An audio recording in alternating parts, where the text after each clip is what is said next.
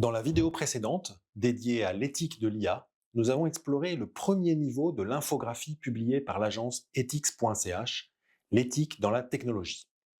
Et nous avons pu constater que, par conception, l'IA soulevait des questions éthiques qui étaient déjà politiques, territoriales, environnementales, sécuritaires et démocratiques.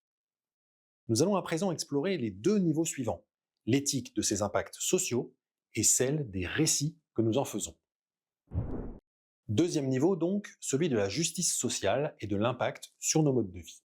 Partout dans le monde, mais particulièrement en Asie, se développent par exemple les grief techs, des services permettant de recréer des avatars de personnes décédées à partir d'archives numériques. Ces entités, très présentes dans la série d'anticipation Black Mirror, mais désormais devenues réalité, bouleversent les processus de deuil des personnes qui les utilisent. Elles ont même pu être utilisées pour simuler la présence d'un ancien partenaire après une rupture amoureuse. Ces dispositifs interrogent donc notre rapport à l'absence, à la mémoire et à la manipulation émotionnelle, soulevant des questions éthiques majeures. Autre enjeu éthique important associé à l'IA dans cette deuxième catégorie, le travail numérique invisible. Les sociologues Antonio Casilli et Dominique Cardon parlent de digital labor. Car pour que nos algorithmes puissent être performants, il est nécessaire que des dizaines de milliers de personnes, souvent situées dans les pays du Sud, étiquettent et modèrent les données servant à entraîner les algorithmes pour des salaires extrêmement faibles. C'est ainsi que des travailleurs kényans ont par exemple contribué à l'entraînement de ChatGPT pour des salaires d'environ 2 dollars de l'heure. Un phénomène qui interroge cyniquement la répartition des richesses et la dignité des travailleurs. Mais comble du cynisme, nous aussi fournissons du travail gratuit pour les plateformes d'IA, et même souvent à notre insu. Je ne parle pas du site Amazon Mechanical Turk, sur lequel on peut gagner quelques dollars de l'heure en étiquetant des données, ni du site Rent a Human, qui nous invite à louer nos actions physiques à des agents IA dépourvus de corps, les pauvres. Car si les utilisateurs de ces sites louent leurs services, c'est en toute connaissance de cause. Non, je pensais plutôt au CAPTCHA. Ces tests, que nous avons tous dû faire un jour, permettent de prouver aux machines que nous sommes bien des humains.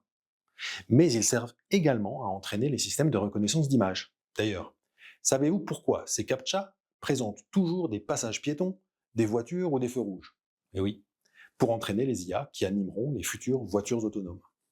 Une bonne part de l'entraînement des IA repose ainsi sur du micro-travail gratuit ou exploitant la misère de travailleurs issus des pays du Sud. Pour le malheur de ces derniers, les données d'entraînement des systèmes d'IA proviennent majoritairement du web, et donc de contenus anglo-saxons, avec tout ce que cela implique en termes de biais culturels et de normalisation implicite des représentations.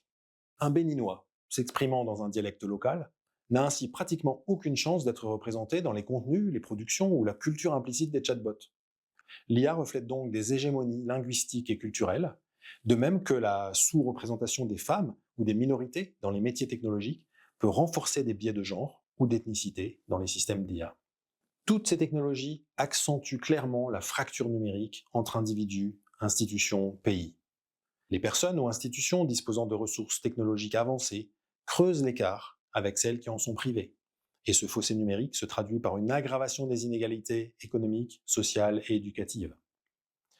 À cela s'ajoutent des transformations profondes du marché du travail. Certains métiers ont déjà commencé à disparaître, d'autres seront profondément redéfinis.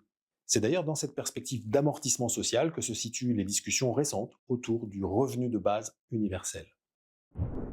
Venons-en enfin au troisième et dernier niveau de l'éthique de l'IA, les récits. Il est assez évident que si, au lieu de parler d'intelligence artificielle, nous parlions par exemple de processus génératifs appuyés sur des données, comme le propose l'éthicien du numérique Johan Rochelle, alors notre perception de ces technologies serait profondément modifiée. Ce niveau d'analyse permet de comprendre comment nos discours influencent nos usages et réciproquement. Pourquoi est-ce important? Parce que plus les systèmes d'IA sont conçus pour ressembler à des humains, plus nous risquons de surestimer leurs capacités. Cette anthropomorphisation facilite la manipulation et l'IA est déjà responsable de l'accroissement faramineux des risques de fraude et d'escroquerie.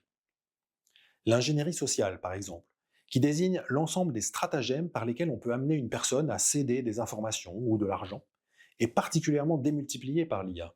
On voit par exemple apparaître des techniques de fraude par usurpation de voix, appelées vishing.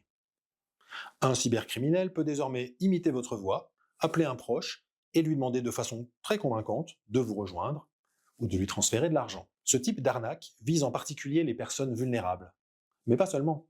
Ainsi, lors d'une visioconférence en 2024, de faux dirigeants générés par deepfake ont convaincu la direction financière d'une multinationale de Hong Kong de leur verser le montant pharaonique de 26 millions de dollars. Une technique d'ingénierie sociale bien connue, appelée arnaque au président. En lien avec nos représentations de l'IA, une question capitale traverse tous ces enjeux, celle de la prise de décision. À quel moment choisissons-nous de laisser une IA décider à notre place?